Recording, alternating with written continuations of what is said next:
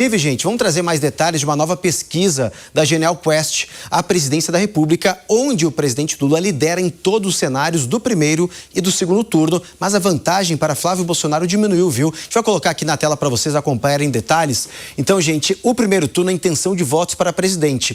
E o presidente Lula aparece na liderança com 35% dos votos, Flávio Bolsonaro com 29%, Ratinho Júnior, candidato do PSD, com 8%, Romeu Zema, do Novo, 4%.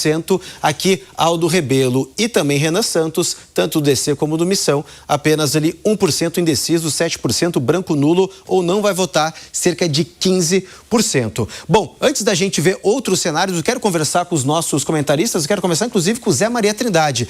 Zé, a gente está vendo agora nessa pesquisa, pelo menos, né, o presidente Lula liderando em todos os cenários desse primeiro turno contra todos os principais candidatos, mas também cada vez mais diminuindo a vantagem para Flávio Bolsonaro, mostrando que a pré-candidatura vai sim ganhando cada vez mais musculatura. O Cássio, era esperada esta resposta do público, né? Havia ali uma avaliação muito pesada ali sobre o que se chama aqui de antecipação do segundo turno. Essa pesquisa mostra aí uma desidratação dos candidatos que se achava que poderia ser uma outra opção, né? Que é o caso de Ronaldo Caiado, do Ratinho. A gente viu em pesquisas anteriores que eles eram desconhecidos e agora, mesmo conhecidos, não aumentou a possibilidade de votos e que o Flávio Bolsonaro cresceu e assumiu o papel do representante da direita e do grupo do ex-presidente Jair Bolsonaro.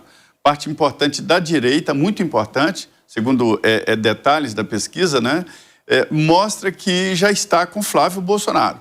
Então, há uma polarização. Por outro lado, também desfaz a ideia, a expectativa de Gilberto Kassab, o presidente do PSD, de que poderia que há... Todo mundo diz isso aqui, mas na prática não é assim, de que há um cansaço e que a polarização acabou. Não acabou. É um retrato firme de que a polarização continua e eu digo mais, isso não é novidade no Brasil.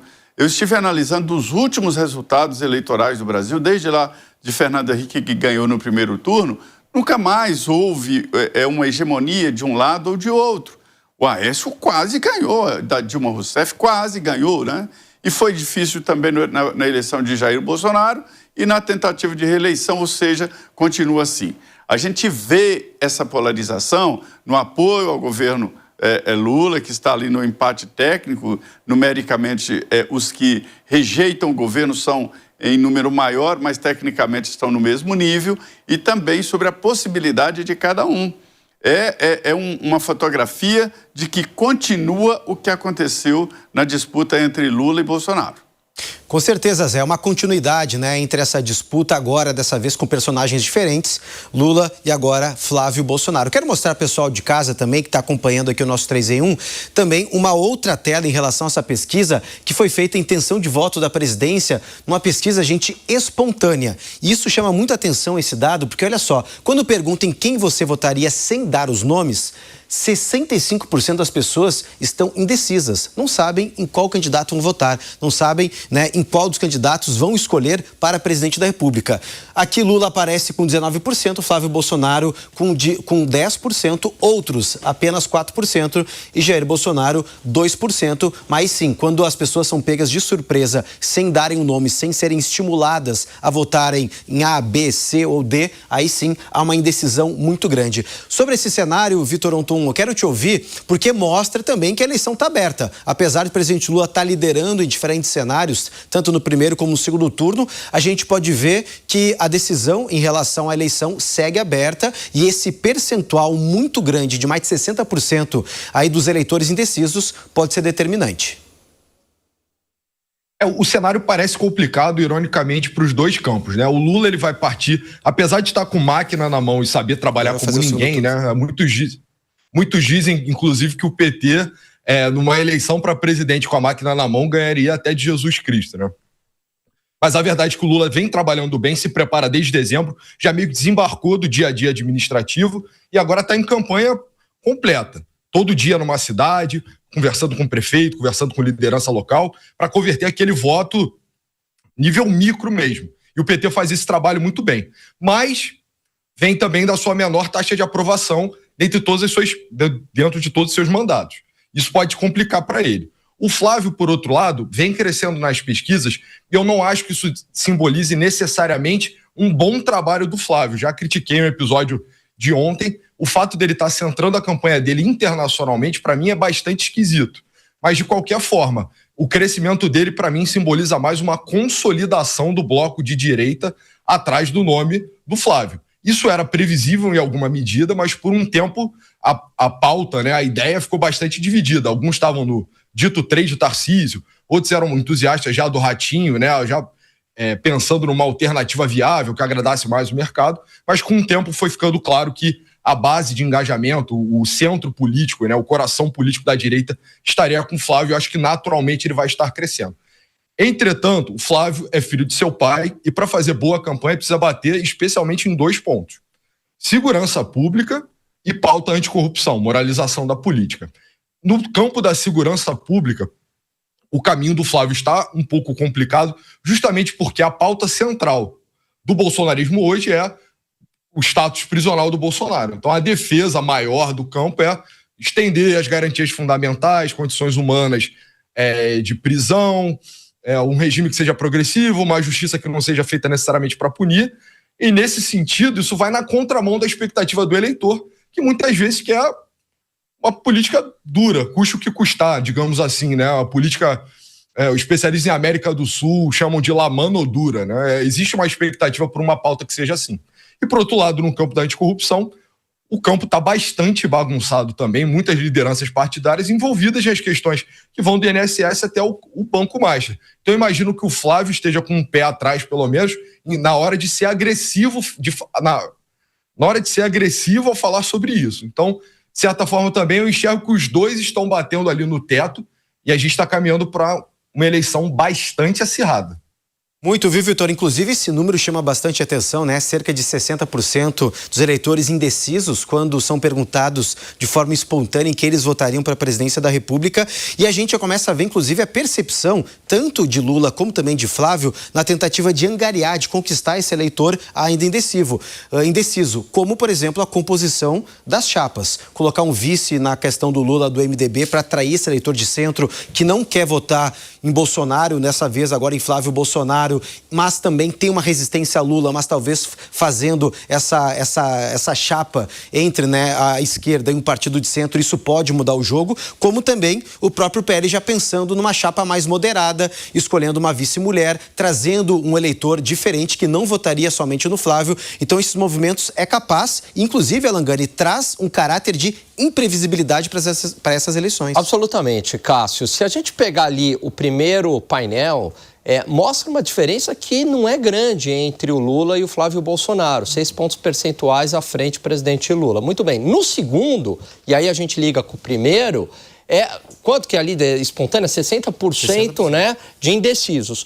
Ou seja, esses 60% podem migrar para qualquer lado. E aí aquela diferença de 6 pontos percentuais do Flávio Bolsonaro, se ele conseguir convencer esses eleitores indecisos, e aí ele ganha, né? Ele chega até com uma vantagem no segundo turno e eventualmente poderia ganhar a eleição.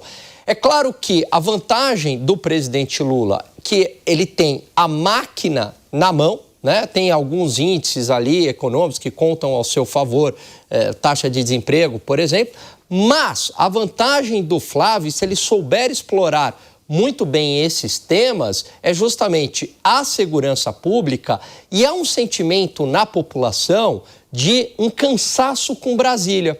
Porque é como se houvesse um grande distanciamento da classe política. É verdade que isso sempre ocorreu, mas talvez hoje muito parecido com a eleição de 2018. Um cansaço da classe política diante aí de tantos escândalos que a gente vê e a população desamparada, né? E com problemas reais para resolver, segurança pública, até custo de vida mais elevado. E aí ela houve INSS, roubo no INSS, um master e penduricalhos para lá e penduricalhos para cá. Então, se o Flávio Bolsonaro conseguir de alguma maneira, né, capitanear todo esse sentimento, né, que o pessoal chama de antissistema, ele tem uma avenida aí para explorar e ganhar a eleição. Ô, Fábio Piperno, você acredita que o jogo ainda está aberto? Claro que o jogo está aberto. E veja, eu disse aqui outro dia que se você somar as votações de Lula e Bolsonaro do primeiro turno de 22, estava acho que 91,8%, 91,6%. Eu tenho a convicção de que a gente vai assistir algo muito parecido agora. A maior parte, a imensa maioria dos eleitores não mudou de lado. Então, no primeiro turno da eleição passada, o presidente Lula teve 5% a mais que o presidente Bolsonaro, 5,2%. Eu acho que a gente vai ver um cenário muito parecido com isso. Então, veja, dessa simulação em que Lula aparece com 35% e o Flávio Bolsonaro 29%, em voto útil dá o Lula com 44,8%. Já vai se aproximando daqueles 48,4% que ele obteve em 2022. Então, tem uma fatia no meio, mas essa fatia é pequena, é de 6%, 7%.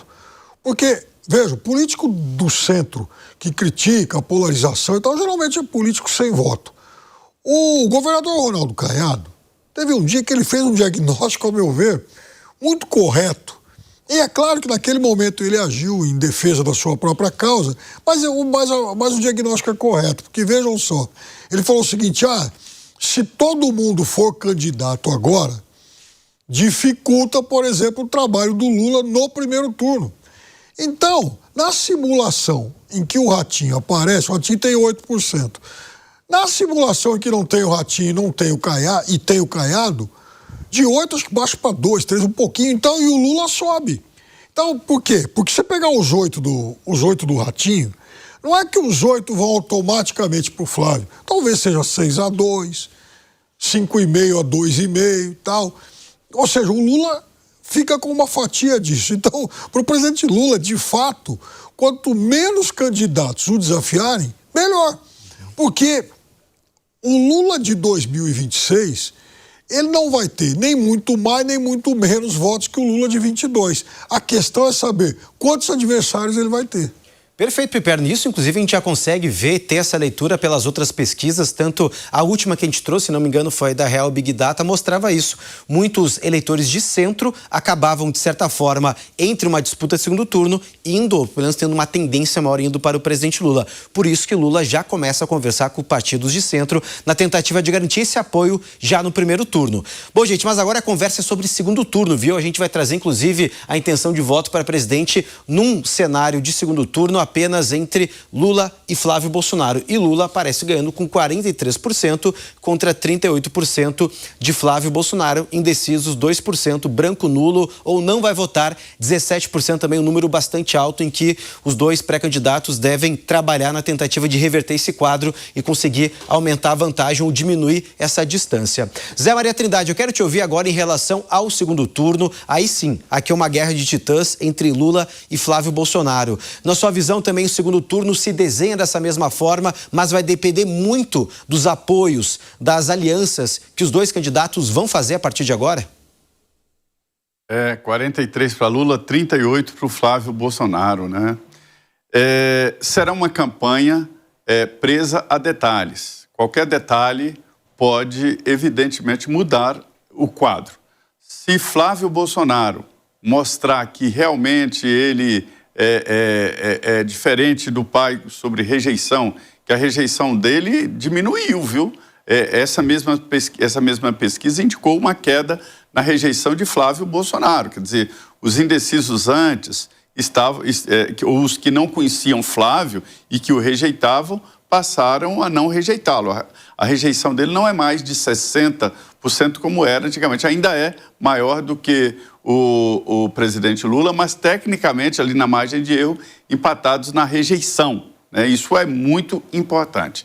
Será uma campanha presa a detalhes, qualquer detalhe pode mudar de um lado para o outro, e a noiva, nesse caso aí, a requisitada, é a parte do centro, é 10% do eleitorado.